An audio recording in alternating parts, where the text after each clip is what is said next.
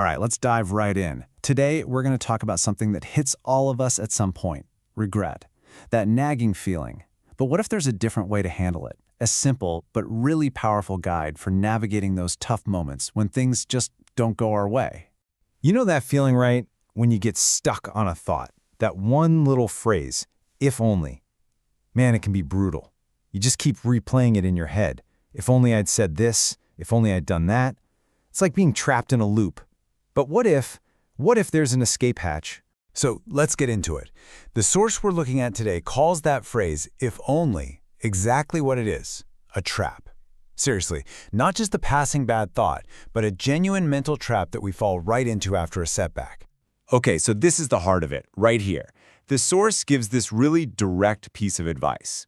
It says, when something bad happens, don't say, if only I had done that, things would be different. And the warning that comes with it is pretty intense. It says that phrase, if only, literally opens the door to the work of Satan. Now, you can think of that literally, or you can see it as a powerful metaphor for our own inner negativity and destructive thoughts. Either way, the message is crystal clear. Those two little words are a doorway to something really harmful. And that's the key, isn't it?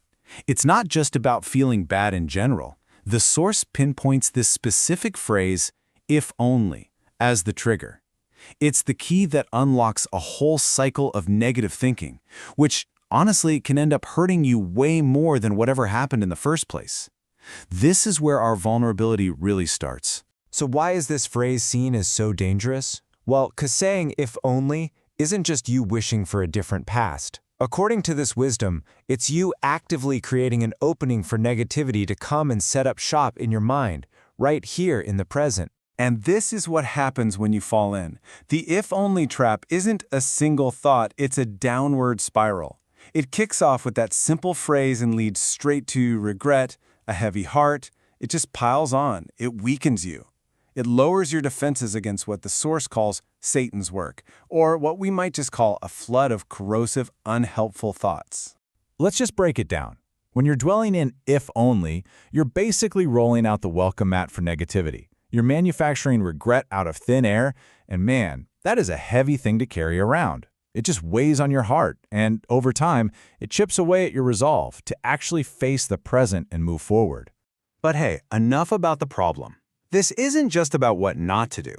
The source gives us a solution, a really powerful alternative to this whole cycle of regret. It's all about making a pivot, shifting from what we shouldn't do to what we should, which is embracing the power of acceptance. And let's be super clear here. This alternative is not about passive resignation. It's not about giving up. It's an active, powerful statement.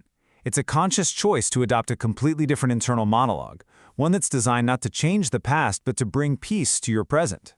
I mean, just look at the contrast here. It's night and day. On one side, you have the language of regret, if only. It's backward-looking. It's painful. And on the other, you have the language of peace. This is the decree of Allah. This phrase acknowledges reality and accepts what is simply outside of our control. And the benefits of making this switch? They're huge. Instead of a heart that's burdened, you find peace and contentment. Instead of feeling weakened, your faith gets stronger. It's seen as a sign of true patience. And maybe best of all, it decisively slams the door shut on all those negative thoughts before they can even get a foothold. So, this all sounds great in theory, but how do we actually do this? When we're in the middle of a really difficult moment and feeling awful? Let's break down the practical steps to make this mental shift happen. All right, here's your path to peace. It's a simple, 3-step mental shift. First, just acknowledge what happened. Don't deny it. Recognize the difficulty or the loss. Second, and this is the critical part, the moment you hear that if only starting up in your head, you have to consciously stop it. That is the intervention. And third, you replace it. Say it out loud, say it in your head, whatever works. Affirm the statement of acceptance. And at the end of the day, that's the whole transformation right there. It's a conscious shift away from fighting a past that you cannot change to finding peace in the present that you actually inhabit. You're redirecting all that energy from a fruitless battle into a powerful act of acceptance. And this source wraps all this up with this beautiful prayer for strength, which just perfectly encapsulates the entire lesson. It asks for contentment with what is, patience through hardship, and protection from the very deceptions that the if-only trap represents. So, that's what we'll leave you with, a final thought to chew on as you go about your day.